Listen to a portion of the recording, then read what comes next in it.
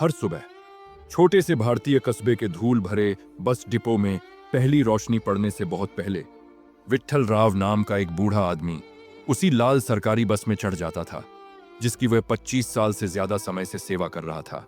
अपने सफेद होते बालों, फीकी खाकी वर्दी और कमर से बंधी चमड़े की सिक्कों की थैली के साथ वह सीटी बजाता, 2 बार घंटी बजाता और सड़क पर एक और लंबे दिन की शुरुआत करता। ज्यादातर यात्रियों के लिए वह बस एक कंडक्टर था, लेकिन विट्ठल के लिए हर सफर अपने साथ एक कहानी लेकर आता था। वह उस घबराए हुए गांव के लड़के को देखता था जो नौकरी के इंटरव्यू के लिए शहर जा रहा था और अपने कागजात कसकर पकड़े हुए था। वह रात की शिफ्ट के बाद घर लौटते थके हुए निर्माण मजदूर को देखता था और कांपते हाथों से अपने सिक्के गिनती उस बूढ़ी महिला को भी और दरवाजे के पास खड़ी उस स्कूली लड़की को भी, जिसे डर था कि कहीं उसका स्टॉप छूट न जाए। विट्ठल अपनी संकरी गली से गुजरती इन अनगिनत जिंदगियों को देखता था और जब भी मौका मिलता वह उनके सफर को थोड़ा आसान बनाने की कोशिश करता था।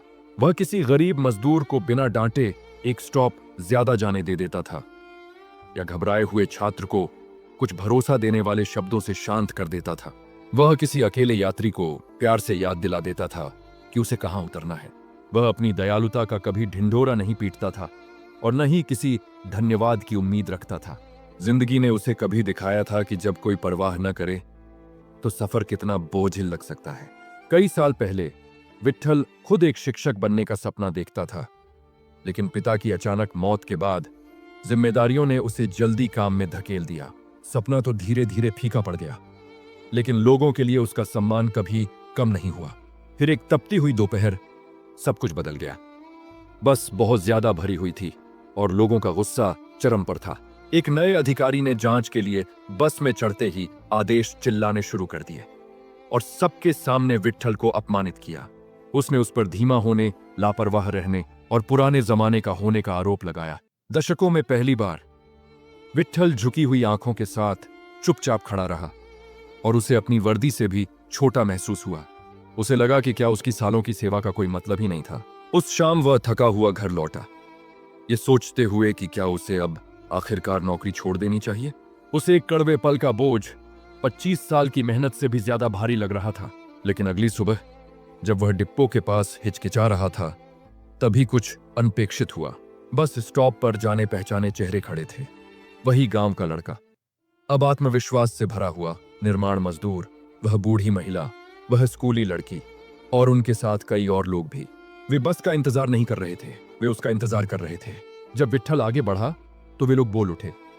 एक एक करके उन्होंने अधिकारियों को बताया कि जब किसी और ने मदद नहीं की थी तब विट्ठल ने उनकी कैसे मदद की थी। उन्होंने बताया कि कैसे उसके शांत शब्दों ने उनके डर को कम किया और कैसे उसकी छोटी छोटी मददों ने उनके मुश्किल दिनों को सहने लायक बना दिया। जैसे ही उनकी आवाजें एक साथ उठीं, डिपो में सन्नाटा छा गया। अधिकारियों को सुनना पड़ा। उस पल विट्ठल को एहसास हुआ कि वह कभी भी सच में अकेला सफर नहीं कर रहा था। उसने जो भी दयालुता कभी दी थी वह चुपचाप उसके बगल में आकर बैठ गई थी। उस सुबह जब बस आखिरकार रवाना हुई तो विट्ठल ने स्थिर हाथों से घंटी बजाई और उसका दिल कई सालों बाद पहले से कहीं ज्यादा भरा हुआ महसूस हो रहा था।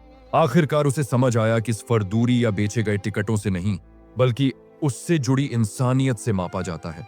और कभी कभी जो इंसान आपका सफर थोड़ा आसान बना देता है वही आपको याद दिला देता है कि गरिमा, करुणा और उम्मीद किसी भी रास्ते पर चलने वाले सबसे मजबूत मुसाफिर होते हैं। देखने के लिए धन्यवाद। अगर यह कहानी आपको छू गई हो तो कृपया लाइक करें और ऐसी और कहानियों के लिए सब्सक्राइब करें।